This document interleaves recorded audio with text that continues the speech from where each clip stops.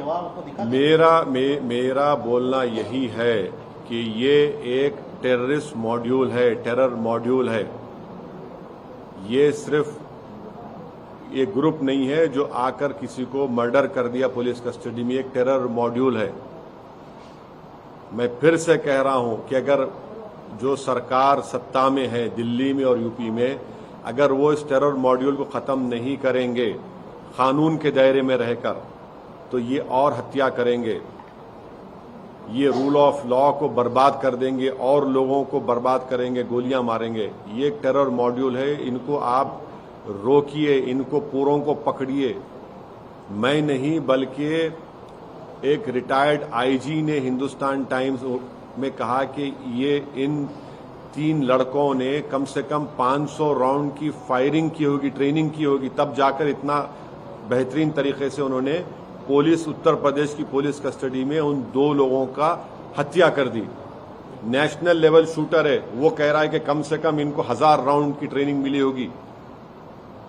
ये एक terror module है, इसको बात को समझने की जरूरत है और ये समझना है कि ये लोग रेडिकलाइज कैसे हो रहे हैं। तो हम जो पार्लियामेंट में मैंने स्पीच देकर कहा था कि हर समुदाय के लोगों के रेडिकलाइजेशन को रोकने के लिए एक एंटी रेडिकलाइजेशन सेल बनाइए। आप नहीं बनाते, आप सिर्फ एक ही समुदाय का बनाते हैं।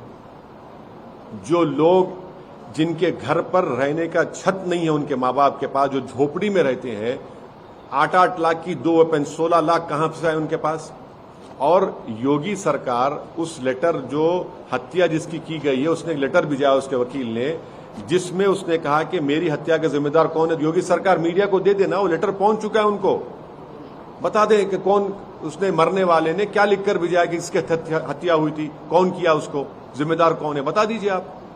सीएम योगी ने बोला है सर माफिया। हाँ, एक मिनट मैं ये सवाल पूछ रही थी कि जिस तरीके से हाल में बीजेपी ने ये कहा है कि जो कुछ आप यहाँ पर अपनी कंडोलेंस मीट किया है, ओल्ड सिटी में टेररिज्म फैलाने की बात कर रहे हैं, झूठ बोल रहे हैं, आखिरी झूठे हैं, they are lying to their teeth, बेशर्मी से झूठ बोलते हैं।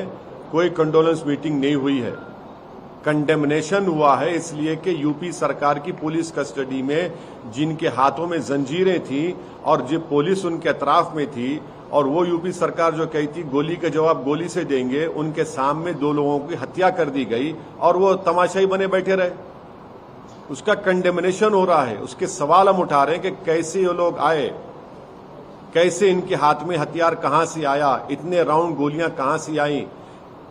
8-8 लाख का इलीगल वेपन है, 16 लाख उनके पास, किसने दिए उनको वो गोलियां, किसने दी उनको, किसने उनको जगह बताई वहां पर, किसने उनको कहा कि इस जगह पर ये लोग आ रहे हैं।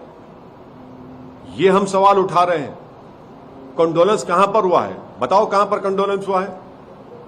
हां, जिन लोगों का जनाजा गया था वो जनाजा रूल ऑफ लॉ का भी था, वो जनाजा रूल ऑफ लॉ का भी था जनाजा, कि देखो रूल ऑफ लॉ की धज्जियां उड़ रही हैं।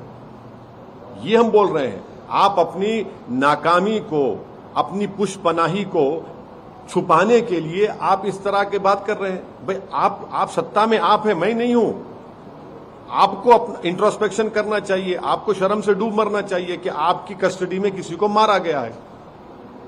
आप उसका जवाब ही नहीं दे पा रहे हैं कि कैसे वो लोग मारे हैं। आप बोलते हैं हम सस्पेंड कर दिया। अरे वो क्या है सस्पेंशन?